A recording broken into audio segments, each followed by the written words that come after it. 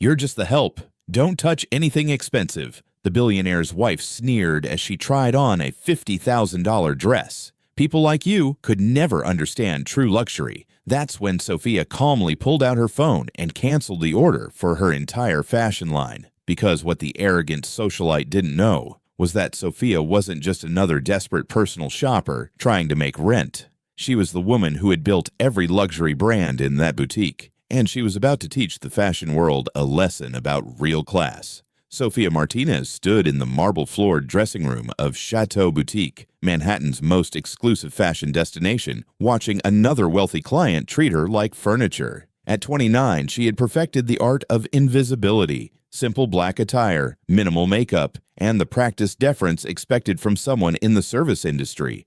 Her clients saw exactly what they wanted to see: hired help. But Sofia's story was anything but simple. The appointment was with Victoria Pemberton, wife of tech mogul James Pemberton, a woman whose credit card had no limit and whose empathy had never been activated. Victoria swept into the private shopping suite like she owned not just the clothes, but the people serving her. "Sophia, darling," Victoria said without looking at her, the endearment dripping with condescension. "I need a complete wardrobe refresh. Something that screams old money but cost new money, if you know what I mean." Sophia nodded politely, pulling several haute couture pieces from the carefully curated selection.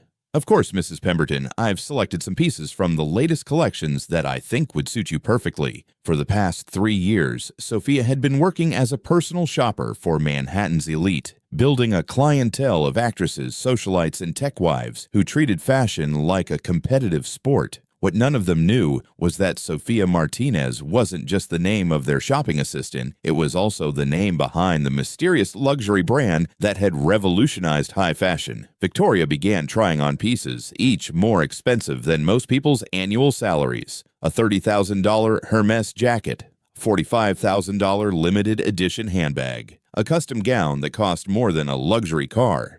"You know, Sophia," Victoria said, admiring herself in a $50,000 beaded evening dress, "I feel sorry for people like you sometimes." Sophia continued organizing the accessories, her expression neutral. "Oh, yes, well, you spend your whole life around beautiful things, but you can never actually afford them. It must be torturous, like being a museum guard surrounded by priceless art you can never own." The irony wasn't lost on Sophia. She had created most of the priceless art Victoria was referring to, but she remained silent, documenting every cruel comment for the collection of evidence she'd been building.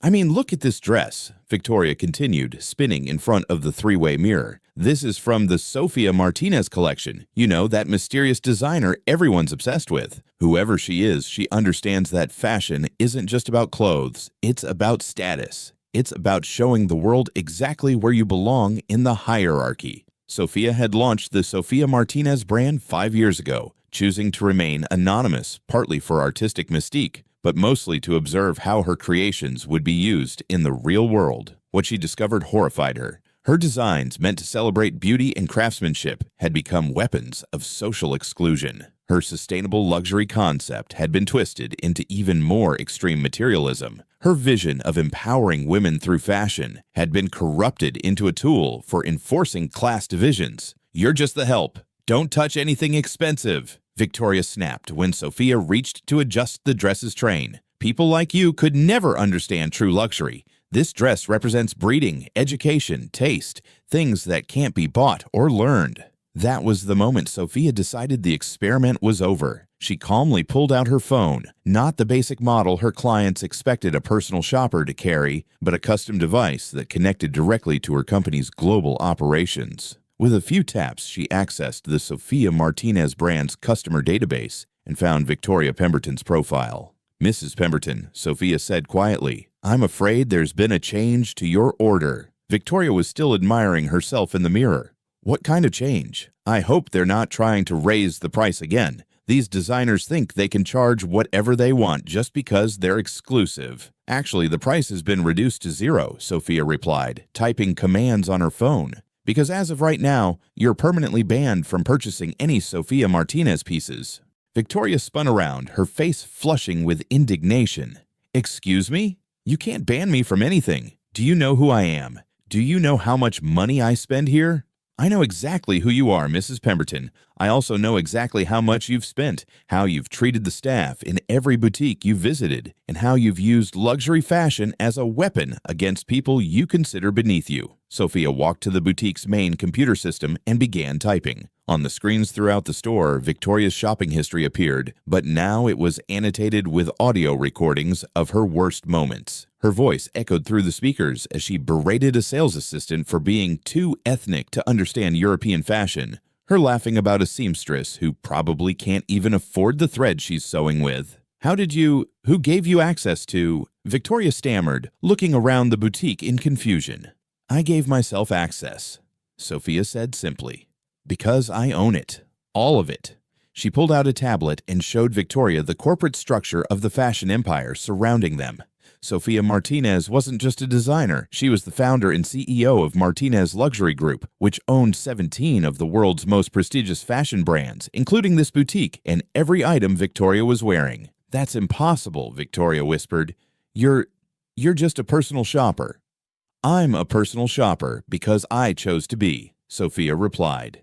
3 years ago, I discovered that my fashion empire was being used to promote the worst aspects of human nature: greed, exclusion, and cruelty. So I went undercover to see exactly how my customers were using my creations. Sofia touched her tablet screen, and Victoria's image appeared on every monitor in the store, along with the recordings of her most offensive statements. But that wasn't all. The system was broadcasting to every Martinez Luxury Group boutique worldwide. You wanted to talk about breeding and class, Mrs. Pemberton? Let me show you what real class looks like. Sofia walked to the store's main computer and began typing again. Within minutes, the Sofia Martinez brand's social media accounts were posting a new announcement. Effective immediately, Martinez Luxury Group is implementing the Character First initiative. Customers who demonstrate cruelty, discrimination, or disrespect toward service workers will be permanently banned from all our brands. Victoria's phone began buzzing incessantly as fashion blogs picked up the story. Her personal stylist, her friends, even her husband's assistant were calling about the videos spreading across social media. You can't do this to me, Victoria said desperately. I'll sue. I'll destroy your company. I'll make sure you never work in fashion again.